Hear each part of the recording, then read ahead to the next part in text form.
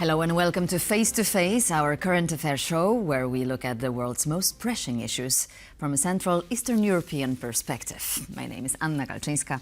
Good evening. And joining me today is Adam Jasser, TVP World's Deputy Director for News. Hello, Adam. Hello. Good to have you.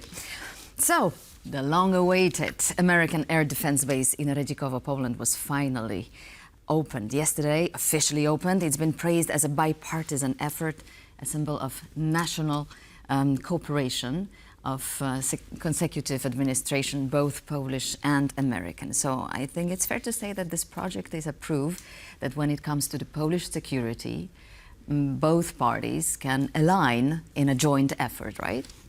Hopefully so. Certainly this is a project that's been going on since 2008 or maybe even longer. So the fact that it's completed in recent days is important. It certainly solidifies Poland's position in the NATO. It's a good signal also that the United States remain committed to European defense and global defense, because let's not forget this is part of a network of similar installations that the United States has around the world. Yes, you said that it was signed in 2008, right? It was a very peculiar situation. A few days after the Russian aggression on Georgia, it was Radosław Sikorski who was signing the document along with Condoleezza Rice at that time. So if you could please tell us how the situation evolved if we compared those days to 2024, to today's. Well, I think, the Polish perspective on the threat from Russia hasn't changed since 2008. It was just growing, let's say. But even earlier, Poland, unlike many countries in Western Europe, was a bit skeptical about this concept of bringing Russia into the European rules-based order through economic cooperation. That's why, again... So-called reset. Reset, that was the American version. In Europe, it was importing gas and other resources, but not only. You had Russian businesses listing on the London Stock Exchange, a lot of money coming from Russia to Western Europe, and Western money going to Russia. So the Germans call it change through trade. So that spectacularly, of course, backfired. Back in 2008, that was the first warning. That was the first serious warning. Mm-hmm. Then came, of course, Donbas, Crimea, and now we have full-scale aggression from Russia on Ukraine. So in a sense, the situation is different. And whereas in the past, someone could say, well, why do we need this base? Isn't that exposing Poland to a risk of Russian aggression, provoking Russian aggression? These days, it's clear practically to everyone that investing in the region's security in cooperation with the United States makes a lot of sense. At that time, in 2007, Russia called it, it was then just a project, it was being planned, but yet Russia labeled the base in Poland as a threat. Yesterday, they said nothing. There was some murmur, let's say, from the foreign ministry saying it's an escalation, but by now people realize where the real escalation is. The real escalation is on the battlefields of Ukraine and in the destruction of Ukrainian cities by Russia. So people are no longer taking these protestations, let's put it this way, very seriously.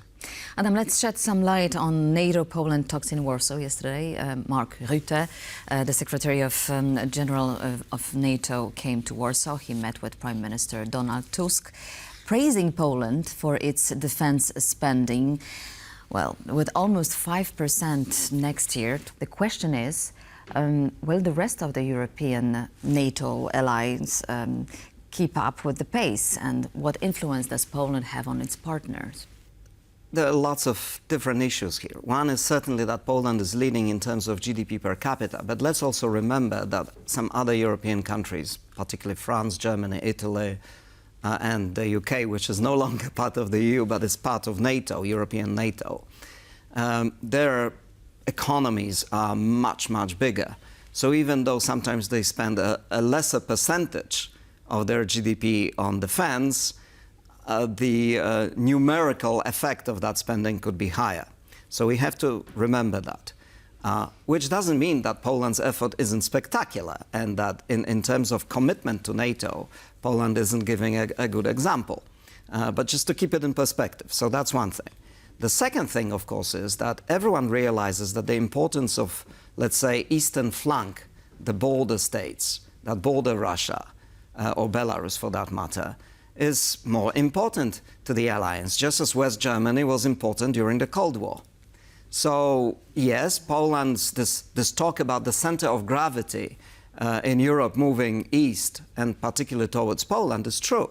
But Romania is in a similar position, and Romania is the second biggest country in our region. Now, Prime Minister Tusk sees this also as an element of not really a race between different countries, how much they will spend on defense, although this is an important factor. But as far as I understand what he's saying, he's also saying that we need to mobilize our political will to stand up to Russia.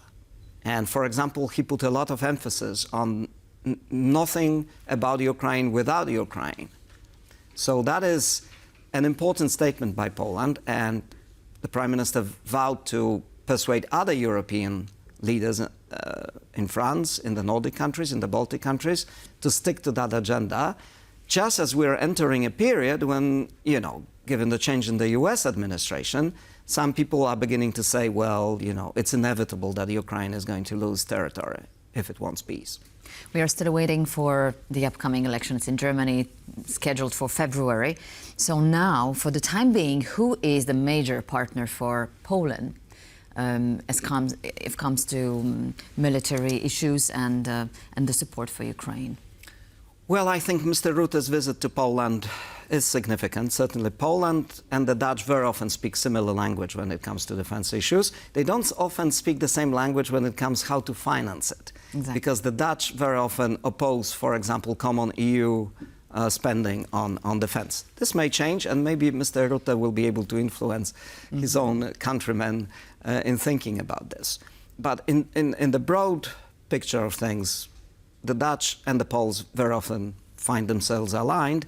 And now that Britain is outside the EU at least, not it's outside NATO, that is an important factor. And then the Polish Prime Minister, I think, is referring to the Nordic countries, which certainly are aligned with the Polish point of view on the war, on defense, on security, and so on and so forth.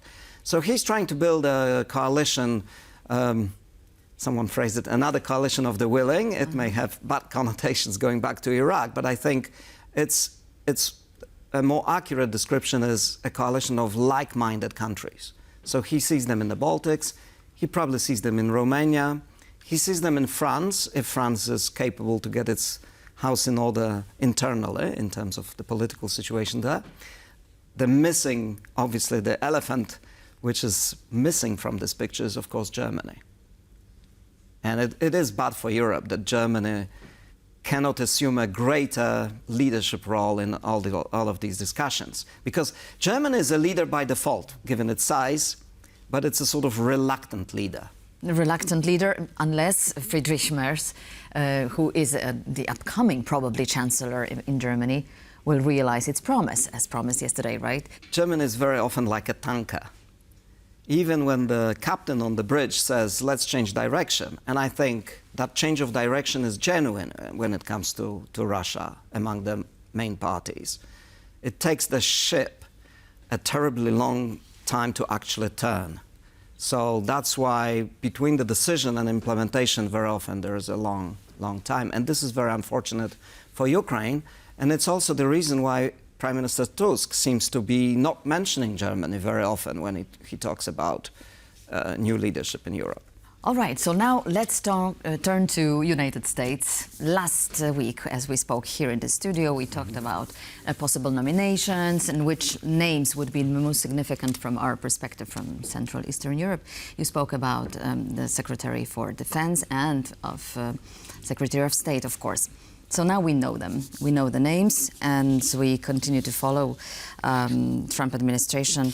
So let's focus on these names for a bit. So we have Secretary of Defense, Pete Hegseth, co-host of Fox News Channel, right? A non-traditional choice of Secretary for Defense, I would say. How would you comment this choice? Well, we need to find out more about him. What we know is exactly, because we heard that half of Washington has never heard of him. So if people in Washington haven't heard that name before, then obviously people in our region are desperately trying to find out who that person is. It's a mixed picture, let's say. He's been hawkish on Russia. He seems to be more traditional when it comes to defense. He's a former soldier himself, so he understands the army, he understands the importance of defense. But he's been also very critical of some of the way the US was helping Ukraine. So there is some ambiguity about him. And what's more important, his nomination came as a shock also to some of the sort of, let's say, Republican establishment when it comes to defense. So again, we need to see what he comes up with. And also it is worth remembering that, you know, very often people, newcomers from outside can bring a fresh perspective to things. So I wouldn't dismiss that out of hand. All right. As a piece of worrying signal for the region, as yet. Marco Rubio, the Secretary of State. Well, he certainly is well known in Central and Eastern Europe. He's been on the Senate's Foreign Relations Committee, so he's familiar with the issues. He's been very hawkish on China, for example. He's been hawkish on Russia occasionally too. The question for him is whether he subscribes to this point of view that you cannot really separate what is happening in China versus Taiwan and what is happening in Ukraine, and whether he understands that this alliance of Russia and China is something that America needs to confront, and that its ability to confront this depends on whether it has allies in Europe. We need to see what does he he says understand on this. Europe? This is another question, but I think he remains does. to be seen. I think he does, because he's been really an experienced senator in this realm. So nobody questions his competence in this regard. All right. Far-right Republican Congressman Matt Gaetz as Attorney General. Well, that choice sent shockwaves, not only Washington itself, but also through Republican Party. Yes, I think President Trump is trying to placate different wings of the Republican Party, of the victorious Republican Party. And we discussed this last time, that now that Republicans control everything, the internal divisions will show up between the more traditional Republicans and perhaps the Make America Great Again types. So this nomination would certainly be, could be placed in that second category. And what's important with that nomination is that, of course, it's very domestically focused. Because the Justice Department, as we know, has been following a number of cases related to abuses of power under the Trump administration, alleged abuses of power. And, you know, there is a bit of vengeful approach here, and Mr. Gaetz was known for criticizing the Department of Justice, some of the probes, and he himself was investigated at some stage over some sexual misconduct issues, which he denied. And this actually was never, it never reached the court. So there's an element of personal vendetta there, both for Mr. Trump and for Mr. Gaetz. But this is not necessarily going to impact what is happening here. In the region, exactly. But a national security advisor, this is a post which is very visible. It was very visible under Biden administration. We saw Jack Sullivan. How about Mike Waltz, his successor? Well, again, his reputation is solid when it comes to issues such as defense and national security. Again, like with many people in the Republican administration, you could see him wavering between open support for Ukraine and sometimes questioning the extent of that support. But he certainly is a credible choice, and even some of the Trump critics admit that this is a good nomination. So from the point of view of Central and Eastern Europe, he certainly is someone that they can treat as a partner and someone they can make serious conversation. All right. And a disturbing nomination, I must call it this way, from our perspective, is Tulsi Gabbard, the Director of National Intelligence.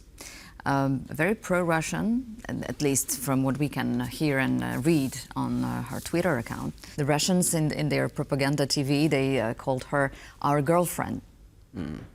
Well, the Russian propaganda can call different people different things at different moments, so I wouldn't worry too much about what the Russian propaganda says.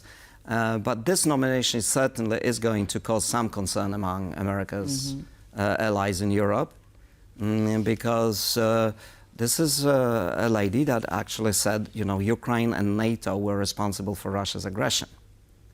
You know, if you connect that to what Mr. Rutte and Mr. Tusk were saying here in Warsaw yesterday, and what some other European leaders were saying about the risk of America just giving Putin what he wants, or more or less what he wants, that is certainly a flashing light. And she was the one spreading information about the laboratories inside Ukraine. She's been all sorts of strange conspiracy theories.